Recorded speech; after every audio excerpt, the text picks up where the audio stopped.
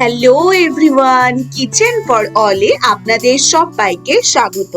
আজকে আপনাদের করে দেখাবো সন্ধেবেলার একটি মুখরোচক জলখাবার, এঁচোড়ের চপ। বা এঁচোড় যদি আপনাদের কাছে না থাকে তাহলে আপনারা আলু দিয়ে এই ভেজিটেবল চপও বানিয়ে ফেলতে পারেন, একদম দোকানের মতন স্টাইলে।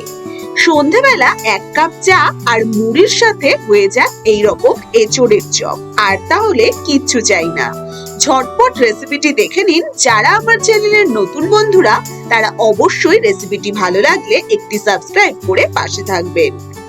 প্রথমেই আমি নিয়েছি এরকম বড় বড় সাইজের 3টে সেদ্ধ আলু। এবার তাতে নিয়ে নেব সেদ্ধ করা 1 বাটি এঁচোড়।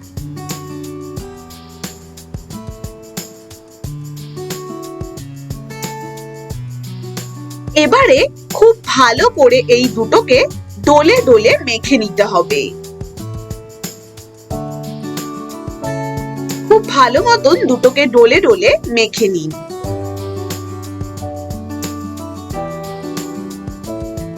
ব্যাস এইভাবে মেখে নিয়ে এবারে আমি সাদা তেল গরম করতে বসিয়েছি। এবার তাতে দিয়ে দিলাম 1 চামচ সর্ষে, 2টো শুকনো লঙ্কা আর সামান্য হিং। এবার সামান্য হালকা নাড়াচাড়া করে ফোড়নগুলো তাতে দিয়ে দিন 1 বাটি কুচনো পেঁয়াজ। এবার তাতে দিয়ে দিচ্ছি বেশ খানিকটা ক্যাপসিকাম কুচি। এবার দুটোকে একটু লাল লাল করে ভেজে নিন। এবারে তাতে দিয়ে দিচ্ছি কাঁচা লঙ্কা কুচি। কাঁচা লঙ্কা কুচি দিয়ে পেঁয়াজ আর ক্যাপসিকামের সাথে লঙ্কা কুচিটাকেও ভালো করে একটু ভেজে নিন।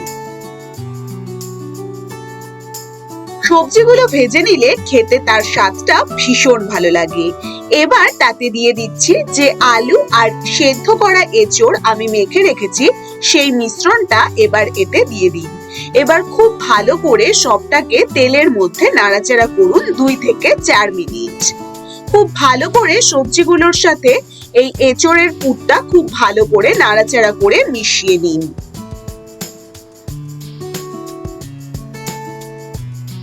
এবারে তাতে দিয়ে দিন 2 চামচ মতন আদা রসুন বাটা, স্বাদ মতন নুন, অল্প হলুদ গুঁড়ো, কাশ্মীরি লাল লঙ্কার গুঁড়ো, জিরের গুঁড়ো, দিয়ে দিচ্ছি অল্প সামান্য গরম মশলা, আর দিয়ে দিচ্ছি কিছু বাদাম আমি আগে থেকে ভেজে রেখেছি। এবার সেই বাদামটা এখানে দিয়ে দিলাম।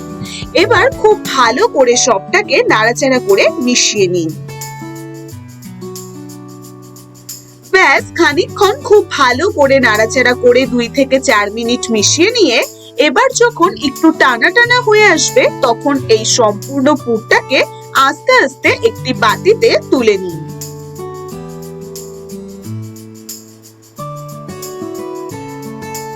ব্যাস এঁচোড়ের চপের জন্য পুর কিন্তু একদম তৈরি।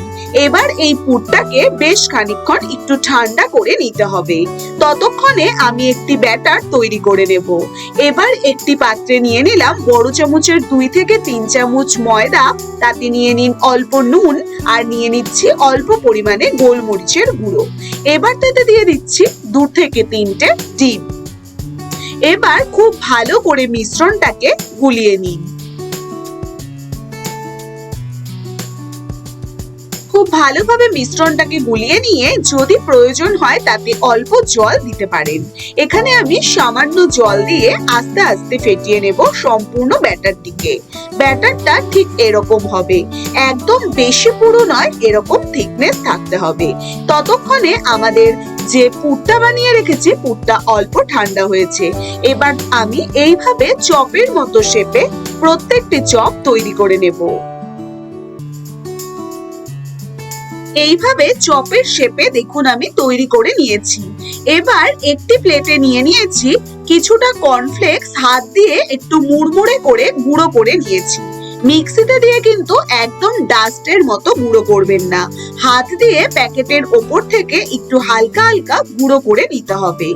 এবার যে ব্যাটারটি আমি তৈরি করে নিয়েছি সেই ব্যাটারে একে একে চপগুলো দিয়ে 4 সাইডে ব্যাটারটিকে খুব ভালো করে লাগিয়ে এবার কর্নফ্লেক্স গুঁড়োতে আস্তে আস্তে 4টি সাইড মুড়ে নিন, যাতে পুরোভাবে কর্নফ্লেক্স চারপাশে লেগে থাকে। এইভাবে ব্রেড ক্রাম্ব ছাড়া আপনারা এইভাবে কর্নফ্লেক্স দিয়েও কিন্তু করতে পারেন। চপগুলো খেতে কিন্তু ভীষণ মুড়মুড়ে হয়।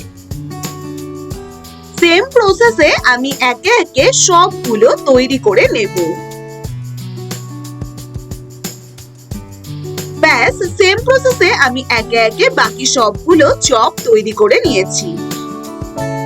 এবার সাদা তেল খুব ভালো করে গরম করে গ্যাসের ফ্লেম হালকা কমিয়ে রেখে এবার আস্তে আস্তে প্রত্যেকটি চপ তেলের মধ্যে ছেড়ে দিন। এবার চপগুলো ছেড়ে দিয়ে 2 থেকে 4 মিনিট একটি সাইড যখন হয়ে আসবে তখন আরেকটি সাইড উল্টে দিতে হবে। এইভাবে চপের কালারটা বেশ গোল্ডেন গোল্ডেন কালার করে তুলে নিতে হবে। এইভাবে যদি আপনারা এইভাবে ব্যাটার তৈরি করে ব্যাটার লাগিয়ে এইভাবে কর্নফ্লেক্স দিয়ে কখনো এঁচোড়ের চপ বা ভেজিটেবল চপ এইভাবে বানিয়ে না থাকেন তাহলে অবশ্যই একবার এইভাবে ট্রাই করে দেখতে পারেন। কথা দিচ্ছি আপনাদেরও ভীষণ ভালো লাগবে।